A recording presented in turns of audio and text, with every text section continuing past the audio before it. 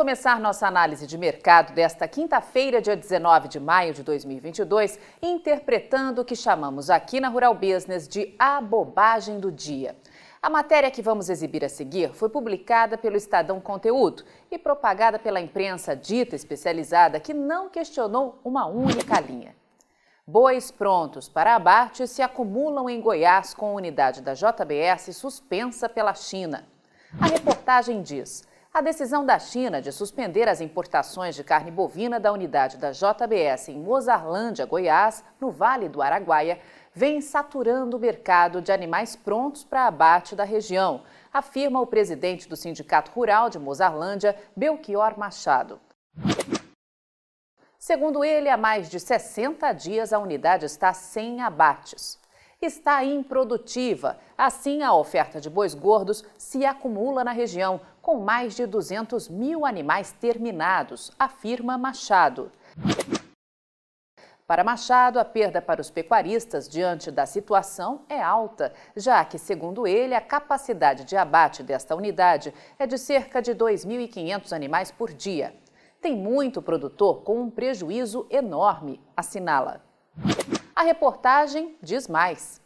Esta unidade da JBS foi suspensa pelos chineses em 11 de março, inicialmente por uma semana, mas depois, em 24 de março, a Administração Geral de Alfândegas da China, de ACC na sigla em inglês, manteve a suspensão por tempo indeterminado.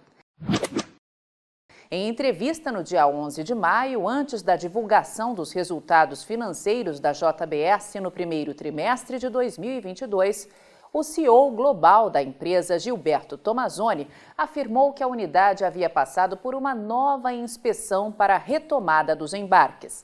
Na ocasião, ele comentou que a expectativa era de que a unidade voltasse a exportar carne bovina para a China rapidamente. Para começar, vamos questionar: onde está o documento da tal Administração Geral de Alfândegas da China comprovando o embargo temporário à unidade? Nenhum jornalista pediu para a JBS ou foi até o Ministério da Agricultura e Pecuária de Corte do Brasil solicitar o tal comprovante? Nenhum jornalista buscou informação para explicar que bloqueios temporários em unidades de abate são rotina e que essas unidades frigoríficas que operam no Brasil têm um índice de suspensão anual abaixo de outros países, como por exemplo dos Estados Unidos e da Austrália?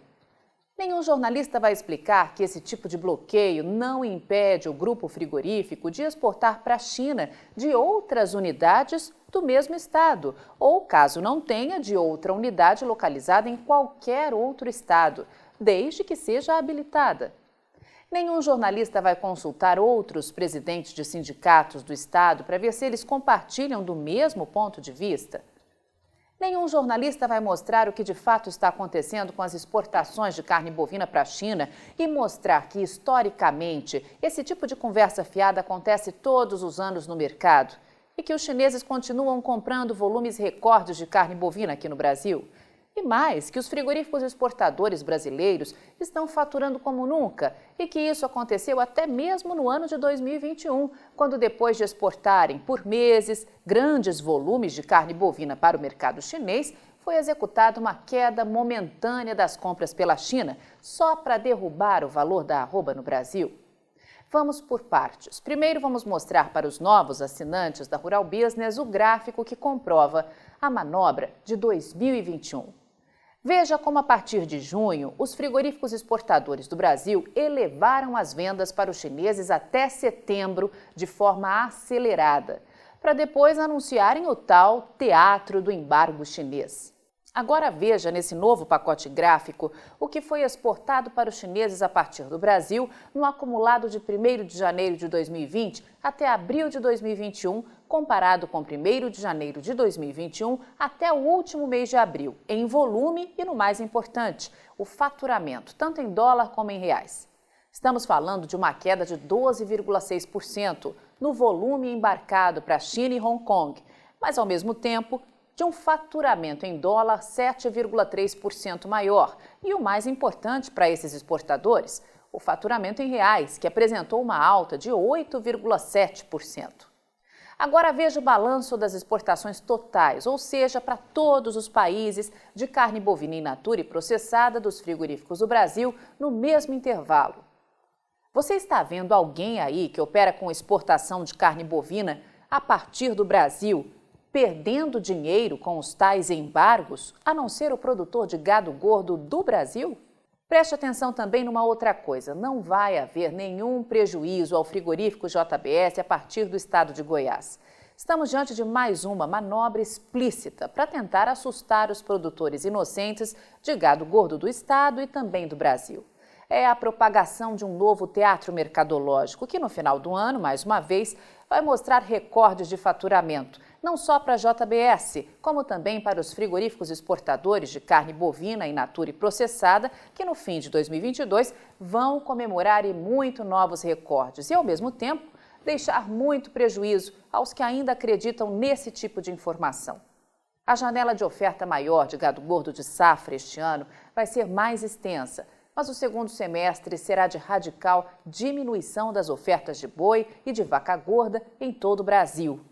E para finalizar, nada como ter memória mercadológica. Para você que está chegando agora como assinante da Rural Business e está acreditando que o volume de bovinos abatidos no Brasil é alto para atender a gigante demanda interna e externa, veja o que vamos mostrar mais uma vez. A equipe Rural Business alerta que até o Instituto Brasileiro de Geografia e Estatística, IBGE, que disponibilizou na última quinta-feira, dia 12 de maio, os novos dados preliminares referentes aos abates de bovinos do primeiro trimestre de 2022, mostrou que, se essas projeções forem confirmadas, o intervalo do primeiro trimestre deve fechar com 6.910.000 cabeças de bovinos abatidas entre machos e fêmeas. Lembrando que no mesmo período de 2021 foram abatidas 6.600.000 cabeças, quase 5% a mais em um ano. Já comparado com o pico histórico de 2014, de 8.370.000 cabeças, a diferença pode ser de 1.460.000 cabeças a menos, frente ao resultado projetado. Estamos diante de um cenário de demanda ruim ou de baixos estoques de gado gordo no Brasil? Para aqueles que acreditam que a demanda por carne bovina no Brasil está ruim, vamos ao que foi escrito pela JBS em seu balanço financeiro referente ao primeiro trimestre de 2022. A companhia registrou no Brasil uma receita líquida de 14 bilhões e 300 milhões de reais, patamar 24,2% maior que o registrado no primeiro trimestre de 2021, apesar da redução de 5% no número de bovinos processados no período. A companhia explica que a redução no volume não foi devido aos baixos estoques de gado gordo no Brasil, mas dá a desculpa de que o motivo foram as suspensões temporárias de algumas plantas brasileiras para exportar para a China, ocorridas no final do primeiro trimestre de 2022. Mas a Rural Business alerta que os números do primeiro trimestre e até do primeiro quadrimestre não refletem essa queda de demanda para a China. Muito pelo contrário, mas como de praxe, a companhia diz que no mercado doméstico o cenário macroeconômico continua bastante desafiador, pressionando o consumo de carne bovina, que já atinge um dos menores patamares historicamente já registrados. E que, ao mesmo tempo, o preço médio do gado continua em patamares elevados. Ou seja, os preços estão mais altos porque falta gado nos campos de pecuária de corte do Brasil para atender os gigantes mercados interno e externo simultaneamente. A companhia reportou também que seguiu sua estratégia de impulsionar o portfólio de demanda forte de carne bovina com o valor agregado e trabalha as marcas junto aos consumidores brasileiros, além de aumentar o número de clientes-chave, principalmente com elevado nível de poder aquisitivo por meio do açougue Nota 10. Desse modo, a JBS afirma que a venda na categoria de carne bovina in natura cresceu 12,7% na comparação anual. As vendas de carne bovina para o mercado externo a partir do Brasil foram destaque no trimestre, com a receita líquida registrando aumento expressivo de 45,2%, quando comparado ao primeiro trimestre de 2021. em função principalmente do crescimento de 17,3% no volume e de 20% no preço médio de venda de carne bovina in natura, impulsionado principalmente pela retomada das exportações brasileiras para a China no final do ano passado e que segue crescente, como sempre alertou a Rural Business aos assinantes. Avante Pecuária de Corte do Brasil, só com informação profissional de mercado é que vamos sobreviver. Assine já uma das plataformas de informação da Rural Business e veja você também o Amanhã do Agronegócio hoje. Acesse ruralbusiness.com.br. Pacotes a partir de R$ 9,90 por mês. Rural Business, o Amanhã do Agronegócio hoje.